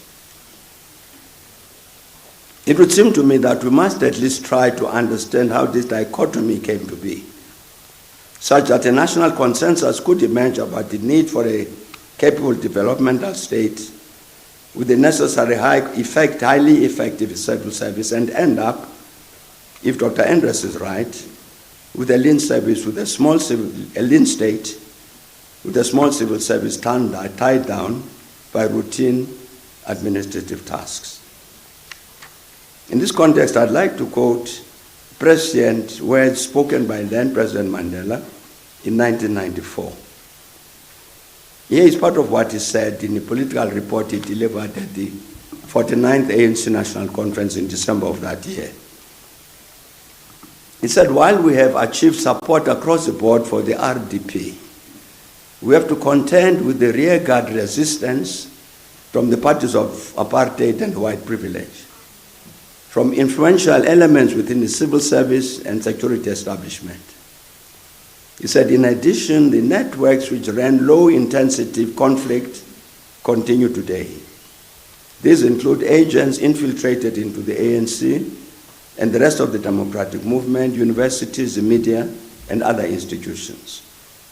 Within government, the litany of corruption, self-enrichment, and the lopsided skills base within departments is only now coming to the open, exposing the decay of a national party edifice that presented itself as efficient, as well as the rampant pillaging of public funds in the last days of apartheid rule. President Mandela was more than correct when he said that the networks which ran low-intensity conflict continue to exist. Not only did they continue to exist now the counter-revolution, they also continue to act within the changed circumstances of the existence of a democratic South Africa, but without changing their strategic objective. Their strategic objective remained the defeat of the ANC and this program, which the ANC described as the National Democratic Revolution. To achieve these objectives, the counter-revolution has engaged in a multifaceted strategy, which included targeting the state machinery, including the state-owned enterprises, the state departments, including those of the criminal justice system, the economy, and international relations. A recent issue of the economic journal, Daily Investor, published an article on the South African economy with the subheading, South Africa's economy is imploding, with key industries falling one by one like a set of dominoes after 15 years of mismanagement and poor government policy. This reference to 15 years reflects exactly the latter period since 1994, when the counter-revolutionary interventions had the greatest impact. It applies not only to the economy, but to other aspects of the South African reality. I'm certain that in good time, detailed information will be available showing what the counter-revolution has done, following the example set by the Judicial Commission on SARS, chaired by Justice Robert Nugent. To give just an indication of how elements of the counter-revolution work, let me cite one interesting episode in one of the reports of the Justice Zondo's Commission of Inquiry into State Capture. This was when the Commission interviewed the now late Jabu Mabuza concerning his period in the leadership of Eskom, as reported in the report, The Capture of Eskom. And the report says, the late Mr. Jabu Mabuza, who was chairman of the 2018 Eskom board, concluded his evidence with the observation that there had previously been within Eskom a culture of corrupt practices, mismanagement, and malfeasance that had been inculcated within Eskom by certain individuals over a period of time. This was clearly a pervasive culture and was sanctioned from within the board, the executive, and senior management, unquote. It was unfortunate that the Commission did not deeply probe into this phenomenon of a culture of corrupt practice, mismanagement, and malfeasance, which had been inculcated within ESCOM by certain individuals over a period of time. What Jabu Mabuza helped us greatly to understand was that the practices to which democratic South Africa would be exposed. Earlier I quoted what President Mandela said 30 years ago in 1994, that within government, the litany of corruption, self-enrichment, and the lopsided skills base within the department is only now coming to the open, exposing the decay of a national party edifice that presented itself as efficient, as well as the rampant pillaging of public funds in the last days of apartheid rule. What Jabu Mabuza told the Zondo Commission about entrenched corruption in ESCOM was sufficient warning that what Mandela reported in 1994 as a legacy of apartheid order would be replicated under the democratic order. And this is exactly what has happened. And on 5th September 2021, Afrobarometer published a report entitled "South Africans See Corruption as Worsening During President Ramaphosa's Tenure." And the summary said, the new Afrobarometer survey findings from 2021 mirror the headlines. Not only do South Africans believe that corruption is getting worse, but they also see large portions of elected officials and civil servants are involved in corrupt practices. Society says that the government is handling the anti-corruption fight badly, while channels to report corruption are increasingly seen as unsafe. This correctly reflects the reality that indeed significant sections among the civil servants are indeed involved in corrupt practices. Then Minister of Public Service and Administration, Senzo Mtunu, emphasized the lack of ethical leadership as one of the disheartening issues of concern. I'm sad to say that if we conducted serious leadership audits today among the civil servants in all the three spheres of government, as we should, we would find extensive involvement in corrupt activities, both big and small. A discussion document issued by the Public Service Commission in 2014 on building a capable, career-oriented and professional civil service to underpin a capable and developmental state in South Africa said that even the best policies will fail in the absence of a capable state institution or state institutions. And to succeed, capable state institutions have to be led by a purposeful and nationalistic political and administrative leadership that is committed to pursuing a developmentalist agenda. In the absence of a purposeful political leadership, said the Public Service Commission, it is near impossible to build a capable administrative leadership and effective bureaucracy able to systematically develop and implement policy tools to realize the developmental objectives set by the political leaders. This therefore means, said the Public Service Commission, that in thinking of a developmental state, politics and political institutions matter.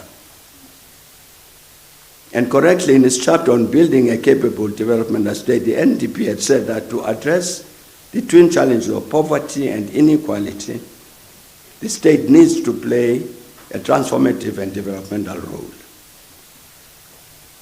And given the hard reality in our country of levels of poverty and inequality, which speak to miserable lives for millions of our people, and conscious of the vital importance of the developmental state to help defeat these scourges, it is inevitable that, like Professor Sangweni, we must dream and work for the capable administrative leadership and effective bureaucracy, able systematically to develop and implement policies, tools to realize the development objectives set by the political leaders, which the Public Service Commission spoke about.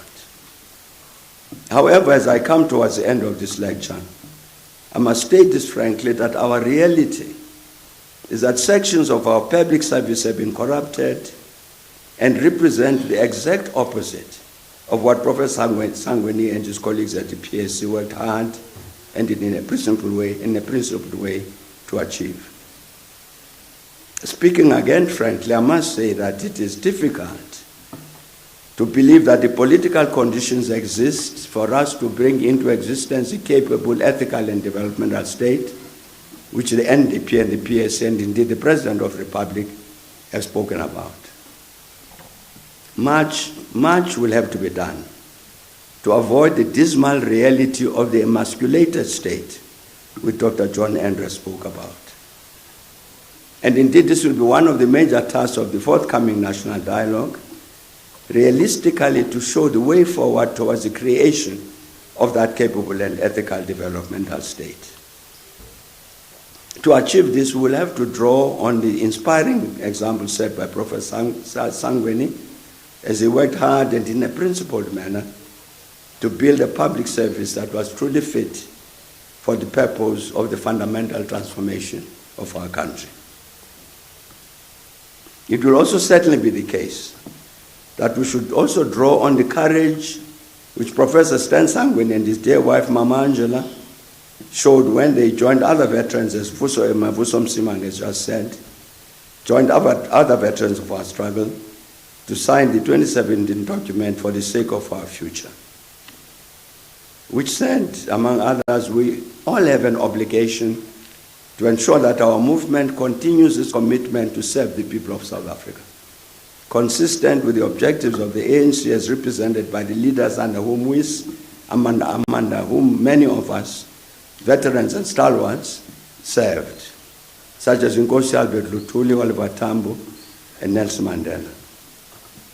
They said the leadership must ensure that all members of the ANC are part of the movement that is a servant of the people and not an instrument for self-enrichment and corrupt practices. And they signed a document which said, as veterans and stalwarts of the revolutionary movement, we're obliged to oppose the counter-revolution which is being promoted by some of the key leaders of our movement in the name of the ANC and our government. We restate our commitment to save the ANC from the clutches of those who are bent on destroying our movement and discrediting it in the face of the peoples of South Africa and the world. That was what Stan Sangweni and Angela Sangweni signed.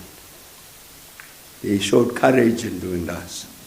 And thank you very much for your attention.